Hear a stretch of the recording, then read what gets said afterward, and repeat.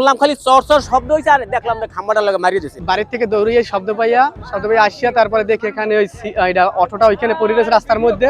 আমরা 5-6 জন লোকে অটোটার জায়গায় মানুষগুলো বের করছে, কিন্তু স্পট ডেট একজনও হয় নাই।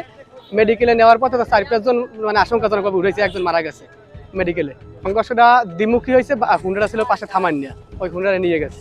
বাস ওদিক থেকে আসছে, মোটরসাইকেল ছিল ওই পাশে দাঁড়ান নিয়ে, না ওই অটোর সাথে বাজছে, মোটরসাইকেলের লাগে পরে আর বাজাই নিয়ে গেছে নিয়ে। মাঝখানে পড়ে রয়েছে যাত্রী, বাসান বাসান।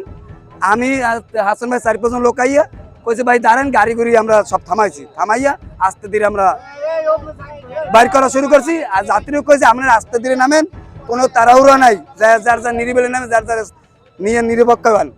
এইবার তারপর আমরা গাড়ি পাইয়ে গাইতে উড়াই দিই, সবাই জনগণের সব উড়াই দিছি। না হয়েছে এই গাড়ির একজন লোক, একজন স্টাফ নামাইছে, সম্ভবত ওরে অটো ধরাই দেবে না, এনা গাড়িটা বা কিছু উড়াই দেওয়ার পরে এর সামনে একটা গাড়ি ছিল, সামনের গাড়ি থাকা এই গাড়িটা দেখলাম একটু কাটাইয়া ওর ডাইন পেশে আইছে। ডাইন পেশে সামনে যে কি আছে আমরা তো গাড়ির ভিতরে দেখতে পারি না। শুনলাম খালি চর চর শব্দ হয়েছে আর দেখলাম খাম্বাটার লাগে মারিয়ে দিয়েছে। আমরা সবাই একদিকে কাইতেই বললাম, কিন্তু আমাকে গাড়ির লোকজন একজনও মারা দেয় নাই, আমার চোখে আমি বাজায়। কিন্তু অটোর লোকজন তো একটা মারা গেলে আমি, আর মহিলাটাও মনে হয় মারা গেছে, কিন্তু আমি করতে পারবো। কিন্তু আমি নিজে তো আমার এই বাড়ি লাগছে, এই বাড়ি লাগে আমার বাড়ি লাগছে হাঁটুতে। আমরা প্রথমেই গাড়িটাকে উদ্ধার করার চেষ্টা করছি।